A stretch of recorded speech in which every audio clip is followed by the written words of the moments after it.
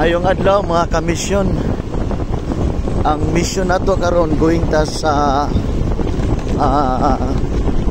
municipality of Alubihit, particularly sa barangay Kadaitan o barangay Sungay. So naatay Bible school training dito karon sa mga pipila ka mga workers dito. So diri ta miagi sa shortcut nga dalan, usa ni sa mga shortcut nga dalan diri sa Mantikaw, gawas ka sa Matinaawan, then paingon ka sa Lubilan. So doon ni nga dalan dire siguro nara sa mga 45 minutes moabot na kas Kadaitan. So nakanindot na po dire kay doon na may simento nga dalan, naapoy taas-taas nga kining rough road.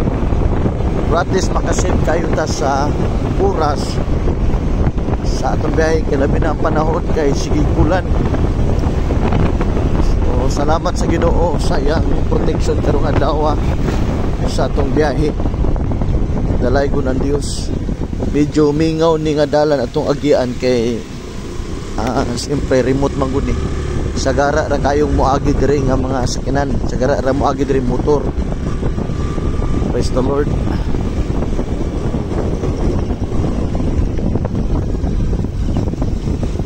So dool ra kay diri agion ang Mati, kay likod ra man ni siya sa Argayuso. Praise the Lord.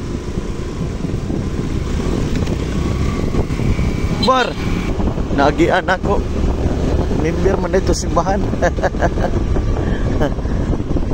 So well, salamat sa Ginoo. Mingaw gini diri makaigsunan kay pakay mo agi diri manilisod-lisod dalan diri sa una tungas. So doon na ta moabot sa Mati. Ang Mati makaigsunan naapo diya ang sikat karon nga resort, Mati Resort. Magian po nato karon ang Mati Resort. Sa po nindot nga resort diya. And then onya mag-vlog punta dito na dayon sa Tumoy sa Lubilan nga area. Papaingon na din ta sa approaching na ta dito sa Alubihit.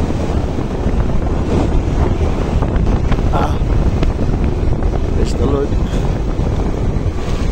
Nakita gina mga kaigsunan, bukid na likod anak nga bukid atong atuan. Nakanindot lang diri nga suminto na. Salamat sa build program sa atong presidente nga usa ni nga dalan diri na semento. Bisang suok na nga mga area na semento na gyud. Mura pa gyud highway, ora na gyud national highway kadako. Dako nga highway diri. Praise the Lord. Kani matina ni diri lugsong mo gawas tani sa eskwelahan, elementary school sa Mati. Tara, dagan na mga balay.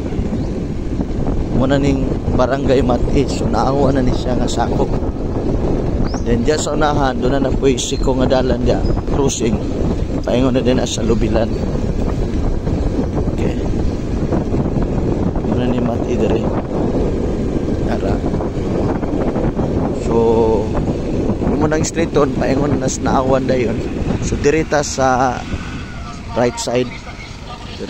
Dirita paingon na ta sa kuan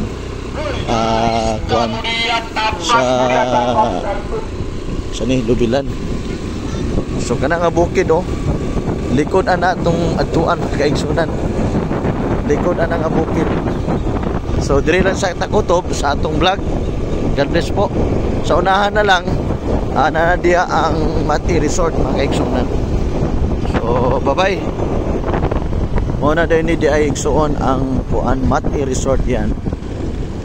Pero Mati Resort na diya nindot na diya nga area nila, location nila.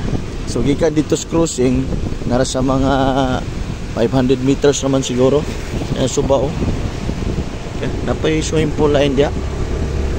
Liguanan ang ngalan. Okay. Oh, swimming pool. Liguanan.